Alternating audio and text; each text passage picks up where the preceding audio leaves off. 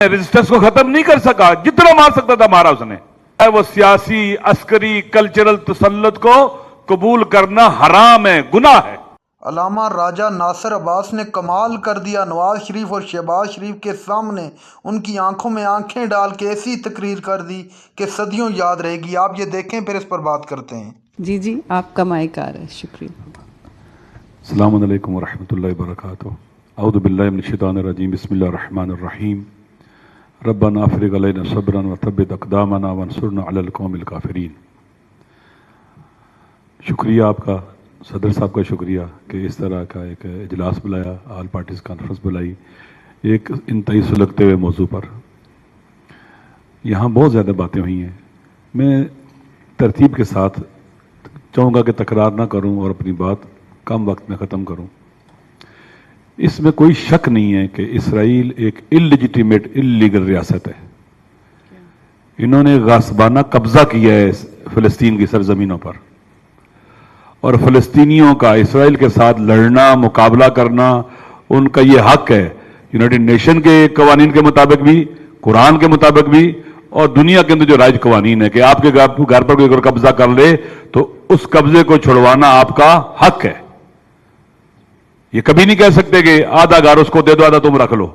एक काबिज को हम कह सकते कि आधा घर तुम रख लो, आधा घर हम रख लेते हैं? हरगिज।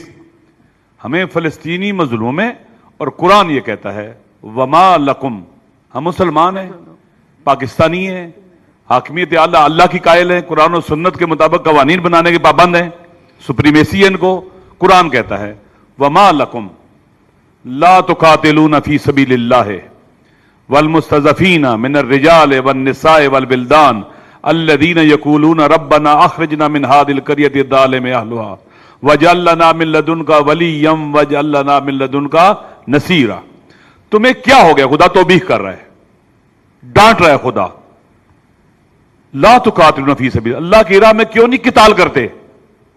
वल मुस्तज़फ़ीन, और उन लोगों के हक में जिन्हें कमजोर कर दिया गया है, जो मर्द हैं, औरतें और बच्चे हैं, जो पुकार रहे हैं खुदा हमें इस जालिम जगह से निकाल, अपनी तरफ से मददगार भेज और वली भेज अपनी तरफ से।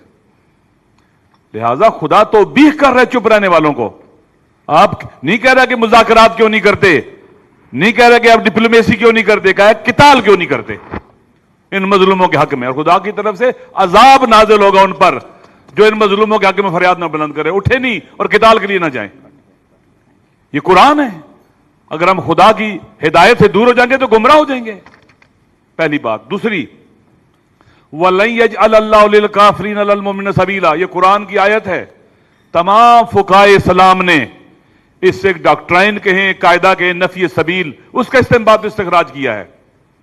इस आयत की रोशनी में कुफ्फार के, चाहे वो माशी, चाहे वो सियासी, अस्करी, कल्चरल तसल्लुत को कबूल करना हराम है, गुनाह है, जायज नहीं है। लिहाजा हमें, अगर यहां एक मुसलमान के तौर पर, एक पाकिस्तानी के तौर पर बैठे हैं और पाकिस्तान के आइन और दस्तूर को भी मानते हैं, तो हमें यह कहना कि हम दो रियासती नजरिए को मान लें, क्यों? फलस्तीनियों के सारे घर पर कब्जा कर लें, फिर हम कहेंगे जनाब वाला आधा उसको दो, आधा उसको दे दो, हरगिज। नंबर 2, इसराइल का हवा खड़ा किया गया है। इसराइल एक साल से तकरीबन 41 किलोमीटर लंबाई है और 12 और बाजू के ऊपर 6 किलोमीटर चौड़ाई है।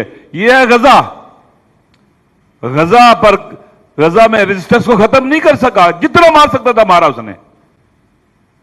उनकी इस्तिकामत, उनकी मुकावमत खुद खुदा कहता है।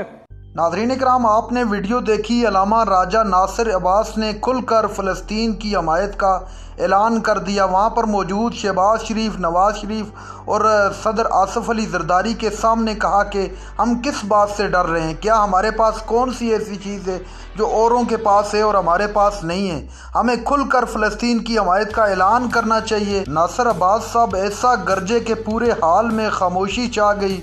ये तारीख़ी तकरीर तारीख़ में सुनहरे अल्फाज में लिखी जाएगी और याद रखी जाएगी।